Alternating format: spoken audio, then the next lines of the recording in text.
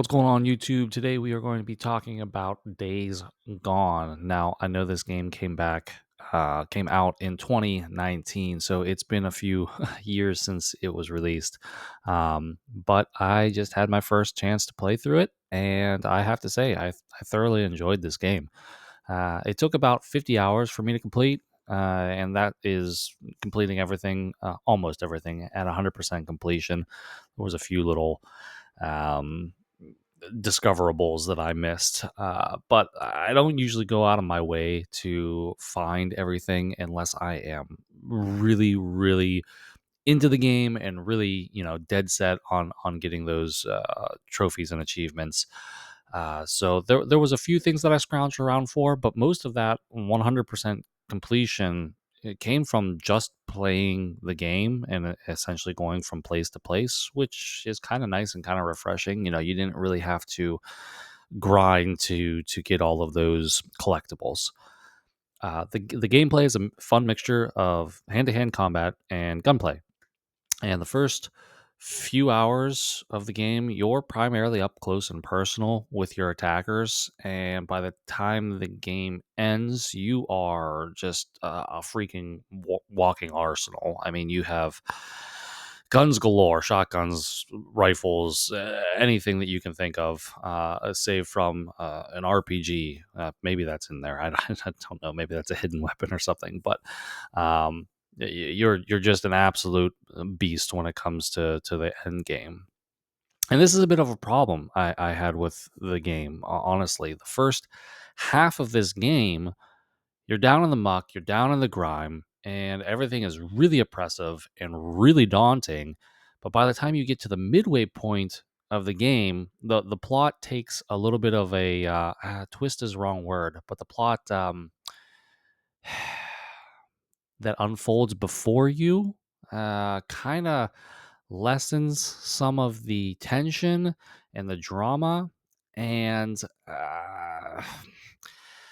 it's like I said, you have this arsenal in your back pocket, so defeating the zombies is relatively easy, and defeating the human enemies is definitely easy.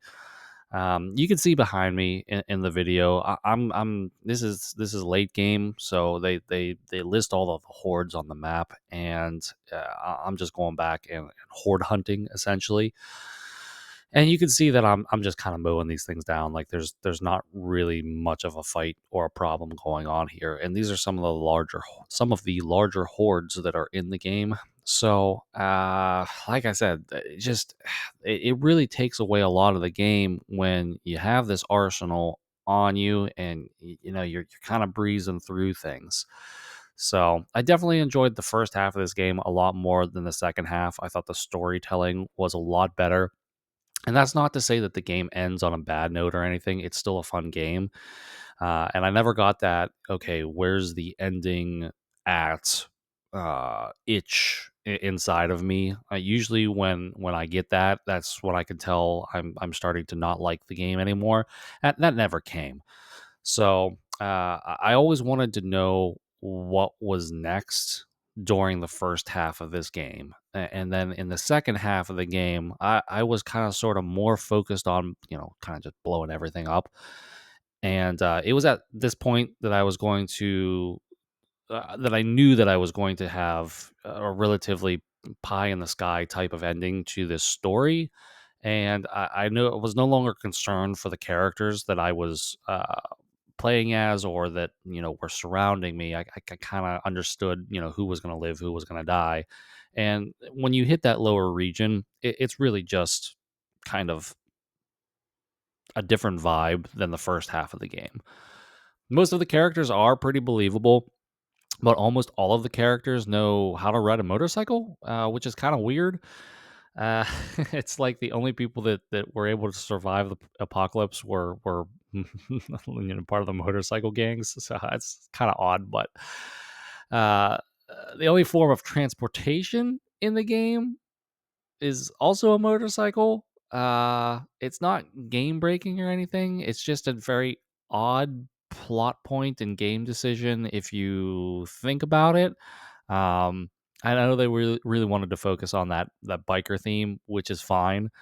And if they ever make a second game, I do hope that they put other types of vehicles in the game. I'm not holding my breath for a second game. I think that that's probably not going to happen. But if they were to, I think adding some sort of Humvee or car or something into the game would definitely benefit. You can still keep that biker mentality going throughout the game, but I think that would be a plus. On top of that, we don't really get anything new in terms of zombies. If you've played a zombie game before, you've most likely seen everything that's in this game. There's hordes, which are probably the most unique thing. Um, we've seen obviously that in games before as well, though they behave a little bit differently here. If you've ever seen World War Z, they kind of behave like those types of zombies.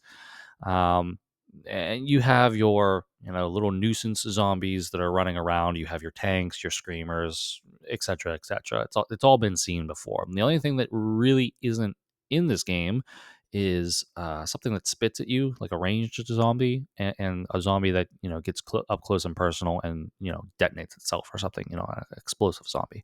So aside from that, there's really nothing innovative in terms of the enemy types, I guess, if you will.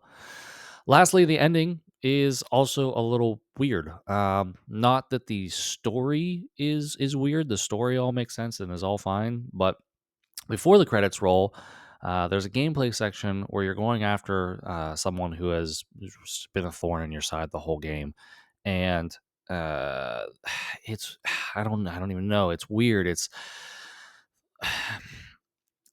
instead of having a gunfight with this person, or some interesting gameplay element like the Resident Evil 4 Leon versus Krauser quick time event, it's chopped up. So you'll have 20 seconds of gameplay, and then it'll cut to a quick cutscene, and then you'll have another 10 seconds of gameplay, and then there will be a cutscene, and then it bounces back and forth like this, and it really kind of takes you out of the experience. So something that was supposed to be seamless and satisfying was more frustrating than anything. Additionally, the wrap up with all of the characters that you've become accustomed to throughout the game is really odd. It's very choppy. I, I don't know if there's multiple endings to this where maybe some of those people died and they couldn't have one seamless cutscene, but it, you go around to 4 or 5 different people, and in between each of those people, there's a break, so it fades to black and it fades back up from black, and then you talk to somebody else and it fades to black and it fades back up to black, or back up to the screen, and you talk to somebody else, but all of those people are literally standing pretty much right next to each other. So I don't know why they didn't just have your main character going around and talking to each of these people towards the end of this game. It was a very odd choice. And then something that was even more odd was the credits roll, and then since this is an open world game, you can go back into the open world and complete the things that you haven't completed. Um, but then there's additional side missions that they give you, and it's just essentially more wrap up with the characters that you've already wrapped up with. So that was very odd to me. I'm not sure why they decided to do that.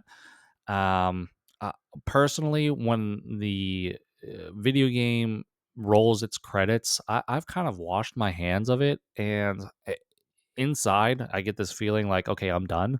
So when the credits rolled here, I was tempted to step away. I didn't, thankfully. There's one side mission that kind of leaves you on a cliffhanger. So I do recommend going back and doing those extra side missions. But overall, just a weird way to end the game. I'm not sure why they did it that way.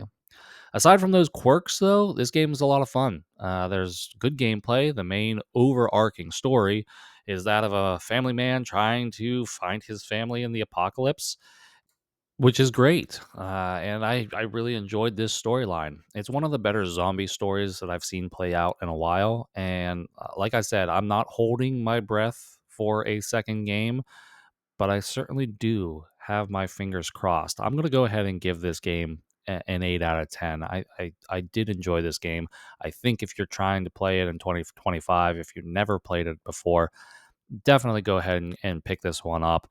It is worth your time. And it, like I said, it took me about 50 hours to complete, so it is definitely a lengthy game, and I was not going out of my way to find extra things or anything like that. I was just completing all of the missions that were on the board. If you do just the main missions, you can probably trim this down a lot, but honestly, a lot of the side missions that you do are kind of on your path for the main mission. So it's kind of silly not to do them. It's all kind of just right there for you and right there for the taking. So definitely check this one out if you have not. And if you have played it before and enjoyed it, it might be time to step back in. So let me know what you guys think about Days Gone in the comments below. And I'll talk to you guys in the next one.